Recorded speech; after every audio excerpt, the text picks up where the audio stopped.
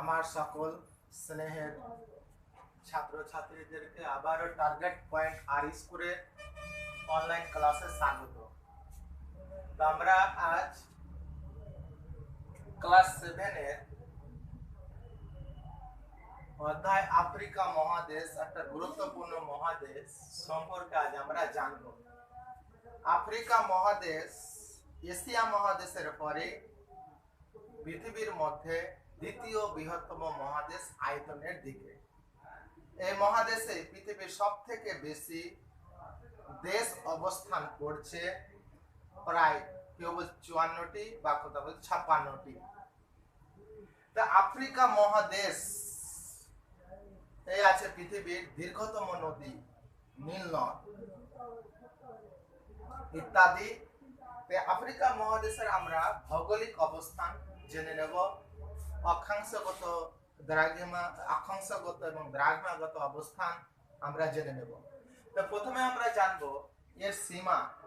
যে আফ্রিকা মহাদেশ আমরা যে মানচিত্রে দেখতে পাচ্ছি, এই আফ্রিকা মহাদেশের পূর্ব প্রান্তে রয়েছে লোহিত সাগর, এডেন উপসাগর, ভারত মহাসাগর। তাহলে আফ্রিকা মহাদেশের পূর্ব দিকে পেলাম লোহিত সাগর, এডেন সাগর, ভারত মহাসাগর ইত্যাদি। দুই, এর উত্তর দিকে রয়েছে ভূমধ্য সাগর, আবার জিব্রাল্টার প্রণালী। পশ্চিমে রয়েছে আটলান্টিক মহাসাগর, আর পূর্ব দিকে দক্ষিণ দিকে রয়েছে ভারত মহাসাগর। এই ছিল আফ্রিকা মহাদেশের অবস্থান। 21,000। তাহলে আফ্রিকা মহাদেশের অবস্থান আমরা ভৌগোলিক অবস্থান জেনে গেলাম। এই আফ্রিকা মহাদেশের আয়তন কত? আয়তন হচ্ছে 3,21,532 বর্গমিটার। তাহলে আফ্রিকা মহাদেশের আয়তন পেলাম 3,21,532 বর্গ কিলোমিটার। এটা ছিল আফ্রিকা মহাদেশের আয়তন। এই আফ্রিকা মহাদেশের কিছু ভৌগোলিক গুরুত্ব আমরা জেনে নেব। আফ্রিকা যে মহাদেশ রয়েছে, আফ্রিকা মহাদেশের কিছু ভৌগোলিক গুরুত্ব আমরা জেনে নেব। কি ভৌগোলিক গুরুত্ব? এটা হচ্ছে একটা প্রাচীন মালভূমি। তো যখন পৃথিবীর সমস্ত ভাগ এক জায়গায় ছিল, দুটো ভাগে ভাগ হয়ে গেছিল আজ থেকে প্রায় 30 কোটি বছর আগে, তখন কি হয়েছিল? উত্তরের অংশের নাম ছিল আঙ্গারাল্যান্ড, উত্তর আমেরিকা, এশিয়া, ইউরোপ ইত্যাদি মহাদেশগুলো ছিল, আর দক্ষিণের অংশের নাম ছিল গন্ডোয়াল্যান্ড, অস্ট্রেলিয়া, আফ্রিকা, দক্ষিণ আমেরিকা, আন্টার্কটিকা ইত্যাদি। সেই গন্ডোয়াল্যান্ডের একটা অংশ হলো বা প্রাচীন মালভূমি হলো আফ্রিকা মহাদেশ। এটা আমরা তাহলে তার দেখতে পেলাম ভৌগোলিক গুরুত্ব। 2 নম্বর হচ্ছে 3টি প্রধান অক্ষরেখা। আফ্রিকা এমন একটা মহাদেশ যে মহাদেশে কেবলমাত্র ওই মহাদেশের উপর দিয়ে এই জায়গাগুলো দিয়ে গেছে কর্কট ক্রান্তি রেখা, এই অঞ্চল দিয়ে গেছে নিরক্ষর রেখা, আর এই অঞ্চল দিয়ে গেছে মকর ক্রান্তি রেখা। তাহলে আফ্রিকা মহাদেশের মাঝখান দিয়ে প্রায় 3টা প্রধান অক্ষরেখা, কর্কট ক্রান্তি রেখা, মকর ক্রান্তি রেখা, আর নিরক্ষর রেখা আর কর্কট ক্রান্তি রেখা গেছে। এমনকি মূল মধ্য রেখাও আফ্রিকা মহাদেশের মধ্য দিয়ে বিস্তৃত হয়েছে। তাহলে আমরা প্রধান 3টা প্রধান অক্ষরেখা এবং একটা মূল মধ্য রেখাও আফ্রিকা মহাদেশের মধ্য দিয়ে বিস্তৃত হয়েছে। এই আফ্রিকা মহাদেশের আর একটা হচ্ছে কি বৃহত্তম মরুভূমি। আফ্রিকা মহাদেশে উত্তরের যে পর্বত অঞ্চলগুলো আছে তার এই জায়গায় দক্ষিণ দিকে আছে, বিশাল এলাকা জুড়ে রয়েছে আফ্রিকা পৃথিবীর সবথেকে বড় মরুভূমি, যেটার নাম হলো সাহারা মরুভূমি। এটা হলো দীর্ঘতম নদী, আফ্রিকাতেই আছে। নীল নদ হলো পৃথিবীর দীর্ঘতম নদী, ভূমধ্য সাগরে ইথিওপিয়া বরণের উচ্চভূমি থেকে উৎপত্তি লাভ করে মিশর কায়রোর মধ্য দিয়ে গিয়ে ভূমধ্য সাগরে পড়েছে। তাহলে আফ্রিকা মহাদেশেরই আবার রয়েছে কি পৃথিবীর দীর্ঘতম নদী। আবার যদি দেখতে যাই তাহলে আর কি বৈশিষ্ট্য পাবো, আফ্রিকা মহাদেশের সর্বোচ্চ স্থান হচ্ছে মাউন্ট কিলিমানজারো।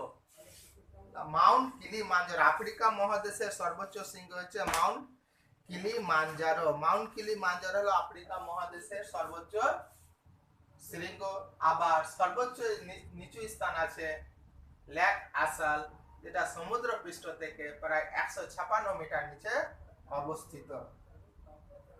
আফ্রিকা মহাদেশের প্রায় ভৌগোলিক গুরুত্ব আমরা জেনে নিলাম। এই আফ্রিকা মহাদেশই হলো পৃথিবীর মধ্যে উষ্ণতম মহাদেশ। কারণ কি, কর্কট ক্রান্তি রেখা, নিরক্ষ রেখা আর মকর ক্রান্তি রেখা আফ্রিকা মহাদেশের মধ্য দিয়ে গেছে। আর সূর্য পৃথিবী এমন ভাবে অবস্থান করছে যে কর্কট ক্রান্তি থেকে মকর ক্রান্তির মধ্যে চলাফেরা করে, ওখানে লম্বভাবে সূর্যরশ্মি পড়ে। যেন আফ্রিকাই হলো বিশ্বের মধ্যে সবথেকে উষ্ণতম মহাদেশ। এটা হয়ে গেল বিস্তীর্ণ হ্রদ। আফ্রিকা মহাদেশে বিভিন্ন ধরনের হ্রদ আছে, টাঙ্গানিকা হ্রদ, ম্যালুড হ্রদ, রুটফাল হ্রদ, ভিক্টোরিয়া হ্রদ ইত্যাদি হ্রদগুলো আফ্রিকা মহাদেশে লক্ষ্য করা যায়। আবার এই মহাদেশের মধ্যভাগ জুড়ে বিভিন্ন তৃণভূমি দেখা যায়, যেটার নাম হলো সাভানা।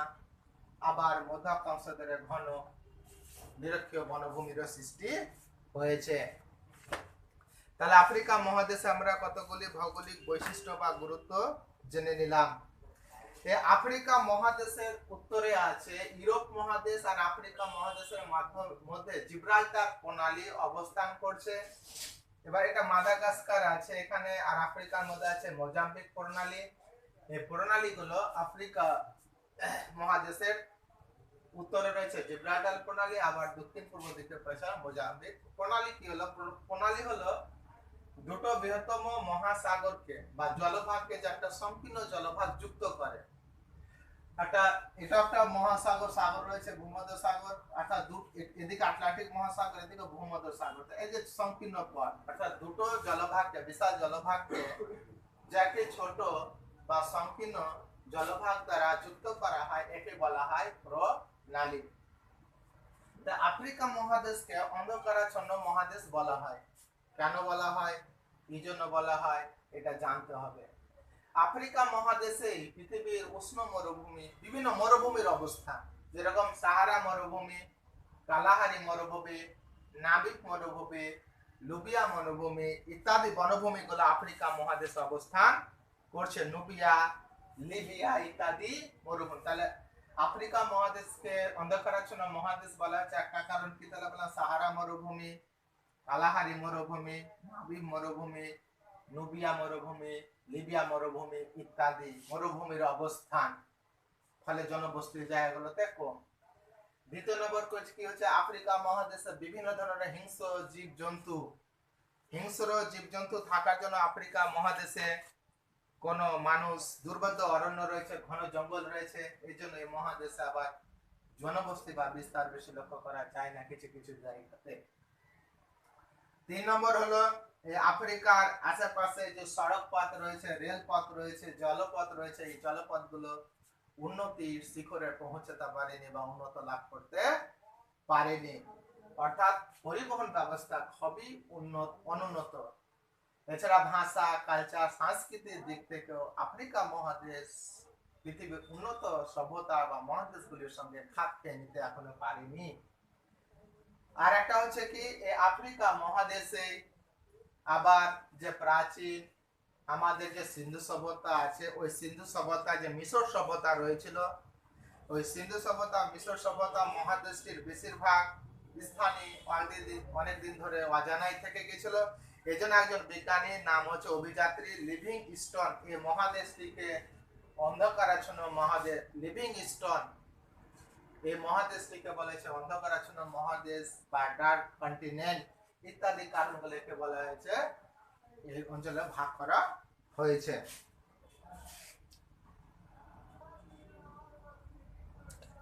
আফ্রিকা মহাদেশের অক্ষাংশগত বিস্তার হলো উত্তরে 37 ডিগ্রি 20 মিনিট, উত্তর অক্ষাংশ থেকে দক্ষিণে 34 ডিগ্রি 52 মিনিট দক্ষিণ অক্ষাংশ। আবার এর দ্রাঘিমাগত বিস্তার হলো পূর্বে 51 ডিগ্রি 24 মিনিট পূর্ব দ্রাঘিমা থেকে 51 ডিগ্রি 24 মিনিট পূর্ব দ্রাঘিমা থেকে 17 ডিগ্রি 30 মিনিট পূর্ব পশ্চিম দ্রাঘিমা পর্যন্ত আফ্রিকা মহাদেশের বিস্তার হলো দ্রাঘিমাগত বিস্তার। এই যে আফ্রিকা মহাদেশ, এই আফ্রিকা মহাদেশের ভূপ্রকৃতি বৈচিত্র্যপূর্ণ। এই আফ্রিকা মহাদেশের ভূপ্রকৃতিগুলোকে বেশ কয়েকটা ভাগে ভাগ করা হয়েছে। উত্তর পশ্চিমের পার্বত্য অঞ্চল, উত্তর আর মধ্যভাগের মরুময় মালভূমি অঞ্চল, মধ্য আর দক্ষিণ ভাগের উচ্চভূমি অঞ্চল, চারপাশে যে রয়েছে উপকূলীয় সমভূমি অঞ্চল, আর একটা আছে দ্বীপ অঞ্চল। 5টা ভাগে ভাগ করা হয়েছে। তো প্রথম যেটা ছিল উত্তর আর উত্তর পশ্চিমের পার্বত্য অঞ্চল, এই যে গোটা এলাকা দেখা যাচ্ছে, এই এলাকাটাই পড়ছে উত্তর পশ্চিমের পার্বত্য অঞ্চল। এই উত্তর পশ্চিমের পার্বত্য অঞ্চলটা মরক্কো, তিউনিসিয়া, আলজেরিয়া, কি বললাম, মরক্কো, তিউনিসিয়া, আলজেরিয়া ইত্যাদি দেশের প্রায় পর্যন্ত প্রায় 8 কিমি বিস্তৃত অ্যাটলাস পর্বত। তাহলে কি পেলাম, মরক্কো, তিউনিসিয়া, আলজেরিয়া ইত্যাদি দেশের মধ্য নিয়ে আফ্রিকা মহাদেশের পশ্চিমের পার্বত্য অঞ্চলটা অবস্থান করছে। তো এই আফ্রিকার পার্বত্য অঞ্চলে উত্তর পশ্চিম অ্যাটলাস পর্বত, এটা যেটা দেখা যাচ্ছে এটা হচ্ছে অ্যাটলাস পর্বত। এই অ্যাটলাস পর্বতটা হচ্ছে প্রায় 2300 কিলোমিটার দীর্ঘ। কত কিলোমিটার বলা হলো? এই দেশগুলোর মধ্য থেকে প্রায় 2300 কিলোমিটার দৈর্ঘ্য অ্যাটলাস পর্বত। এটি একটি ভঙ্গিল পর্বত, এটি একটি ভঙ্গিল পর্বত, অর্থাৎ ভাঁজ পড়ার ফলে এবং ইউরোপ মহাদেশের যে দক্ষিণাংশের যে আল্পস পর্বত শ্রেণী ছিল, ইউরোপ মহাদেশের যে দক্ষিণাংশের আল্পস পর্বত শ্রেণী ছিল, তারই অংশ বিশেষ পরশ্রেণী এটি প্রসারিত অংশ। অ্যাটলাস পর্বতমালার এক সর্বোচ্চ শৃঙ্গের নাম হচ্ছে মাউন্ট তপকল। অ্যাটলাস পর্বতমালার সর্বোচ্চ শৃঙ্গের নাম হলো মাউন্ট তপকল, যার উচ্চতা হচ্ছে 4165 মিটার। এই অ্যাটলাস পর্বতের উত্তরে রয়েছে টেল অ্যাটলাস। টেল কথাটির অর্থ হলো ধাপ, অর্থাৎ ধাপে ধাপে ওই পর্বতগুলো রয়েছে। তারপরে অ্যাটলাস পর্বতের পেয়েছে তার দক্ষিণ দিকে আছে গ্রেট অ্যাটলাস, এই জায়গাগুলোতে আছে গ্রেট অ্যাটলাস। তারও আছে অ্যাটলাসের দক্ষিণ পশ্চিমে আছে গ্রান্ডি অ্যাটলাস। তাহলে এই পার্বত্য অঞ্চলগুলো নিয়ে এই অঞ্চলটা গঠিত। আর একটা আছে সাহারা অ্যাটলাস। তাহলে উত্তর পশ্চিমের পার্বত্য অঞ্চলের বিস্তার হয়েছে এই পর্যন্ত। তাহলে এর পর্বতগুলো অবস্থান আমরা সম্পর্কে জেনে গেলাম। এবার যেটা আসছে উত্তর আর মধ্যভাগের মরুপ্রায় অঞ্চল, এই যে গোটা এলাকা, উত্তর আর মধ্যভাগের মরু ও মরুপ্রায় অঞ্চল। তো উত্তরে পশ্চিমের পার্বত্য অঞ্চলের দক্ষিণ দিকেই আর পূর্ব দিকের অংশ জুড়ে অবস্থান করছে মধ্য আর উত্তরে মরুময় মালভূমি অঞ্চল। মরুময় মালভূমি অঞ্চল সমগ্র আফ্রিকার উত্তর পশ্চিম জুড়ে এটি অবস্থান করছে।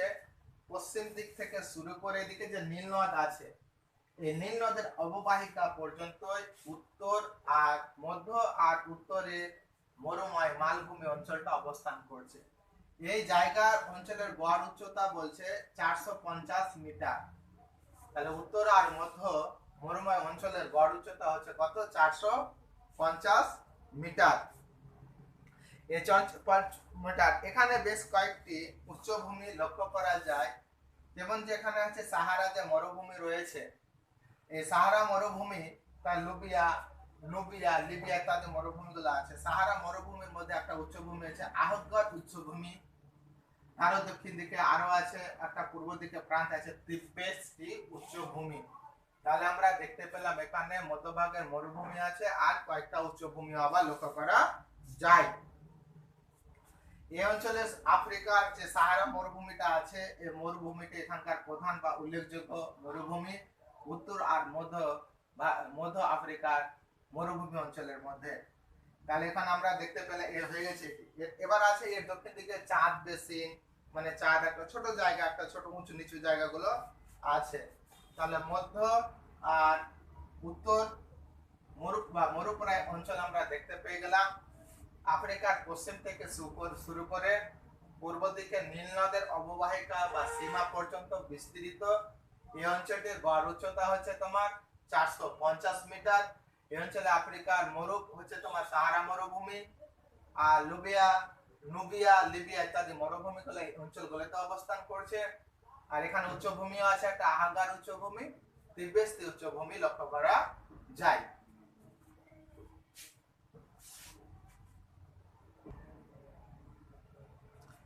আফ্রিকার আরেকটি ভূপ্রাকৃতিক ভাগের একটি উল্লেখযোগ্য ভূমিভাগে আগে জানা যাবে, এটা আহাগার মালভূমি হবে। আহাগার মালভূমি তো মধ্যভাগের মধ্য আর উত্তরের মরুপ্রায় অঞ্চল পড়ে। আরেকটা ভাগ আছে পূর্বের আর দক্ষিণের উচ্চ ভূমি, পূর্ব আর দক্ষিণের উচ্চ ভূমি। তো পূর্ব আর উচ্চ এই জায়গা যে আছে, উচ্চভূমি গুলো যে আছে, এই জায়গাগুলোতে পূর্ব যা উচ্চভূমিটা রয়েছে সর্বাপেক্ষা উল্লেখযোগ্য হলো দা গ্রেট রিফট ভ্যালি। একটা গ্রেট রিফট ভ্যালি মানে একটা গ্রস্ত উপত্যকা। একটা সময়ে পূর্বকালে পূর্ব দিনে একটা ভূমিকম্প হওয়ার ফলে দুটো স্থানের মধ্যবর্তী জায়গা যখন স্থান বসে যায়, ওই নিচু স্থানটাকে বলা হয় গ্রস্ত উপত্যকা। তো পূর্ব আফ্রিকার দ্য গ্রেট রিফট ভ্যালিটা হচ্ছে, এর দৈর্ঘ্য হচ্ছে উত্তর থেকে দক্ষিণে বিস্তার হচ্ছে 6400 মিটার কিমি, 6400 কিমি। এটাই হলো গোটা বিশ্বের মধ্যে সব থেকে দীর্ঘতম গ্রস্ত উপত্যকা।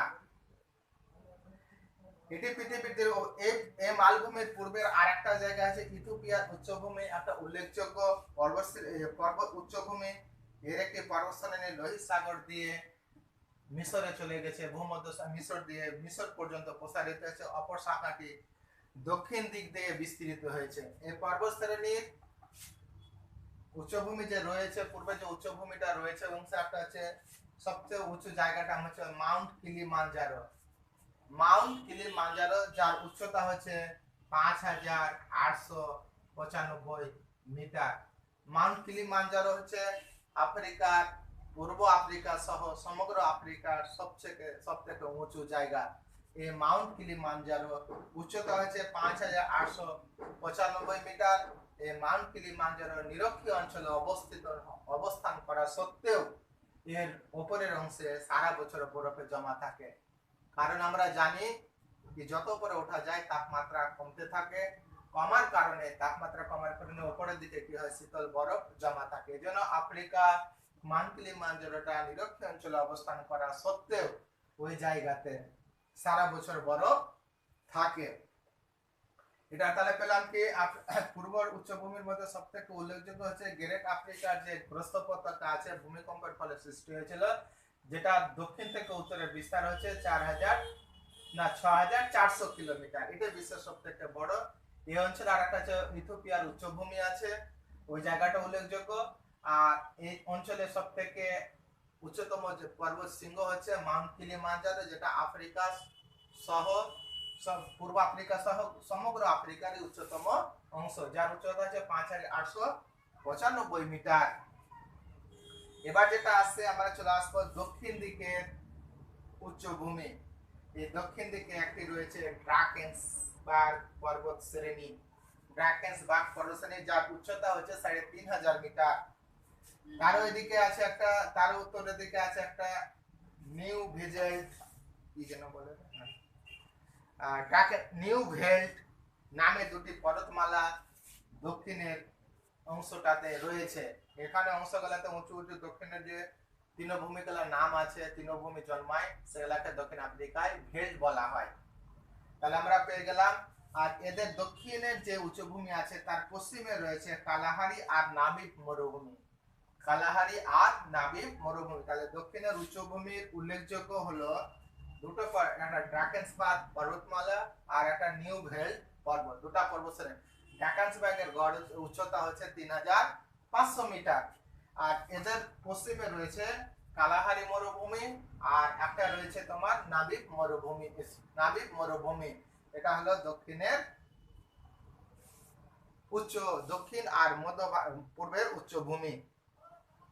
এবার আছে কি আফ্রিকা মহাদেশের উপকূলের সমভূমি। এই যে চারপাশ আছে, চারপাশ ধরে চারদিকে সমুদ্র, চারদিক ধরে রয়েছে উপকূলের সমভূমি। এই জায়গাগুলো থেকে এই জায়গার মধ্যবর্তী জায়গাগুলোতে রয়েছে উপকূলের সমভূমি চারদিক থেকে।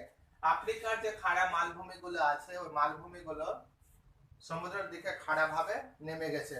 তারপরে ওখানে যে জায়গাগুলো আছে সমুদ্রের নুড়ি কাকর বালি ইত্যাদি বালিগুলো সঞ্চিত হয়ে ইত্যাদি। এবারে পূর্বের উচ্চভূমিতে কিছু হ্রদ দেখা যায়, ভিক্টোরিয়া হ্রদ, আলবার্ট হ্রদ, টাঙ্গানিকা হ্রদ ইত্যাদি বিখ্যাত বিখ্যাত হ্রদগুলো এখানে, রুডলফ হ্রদ ইত্যাদি, মালুট হ্রদ ইত্যাদি দেখা যায় এই জায়গা অঞ্চলগুলোতে। এবার উপকূলের সমভূমি, আফ্রিকা মহাদেশের মালভূমি খাড়াভূমির সাথে নেমে যাওয়া উপকূলের সময় সংকীর্ণ।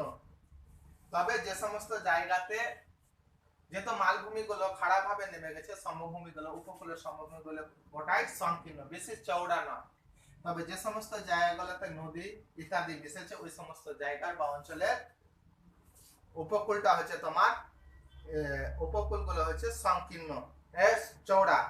ভূমধ্য সাগর আর পশ্চিমের যে আটলান্টিক মহাসাগর আছে, এটা ভূমধ্য সাগর আর পশ্চিমে যে আটলান্টিক মহাসাগর আছে, এই অঞ্চলের আবার সমভূমিটা, উপকূলীয় বা সমভূমিটা পুরো আফ্রিকার মধ্যে প্রশস্ত। আবার কঙ্গো, নাইজার আর অরেঞ্জ প্রভৃতি নদীর মোহনায় সমভূমি, কঙ্গো, আফ্রিকার নাইজার প্রভৃতি মোহনায় সমভূমিগুলো আবার কি হচ্ছে আফ্রিকা আছে এই সমভূমিগুলো একটু বিস্তৃত বা প্রসারিত।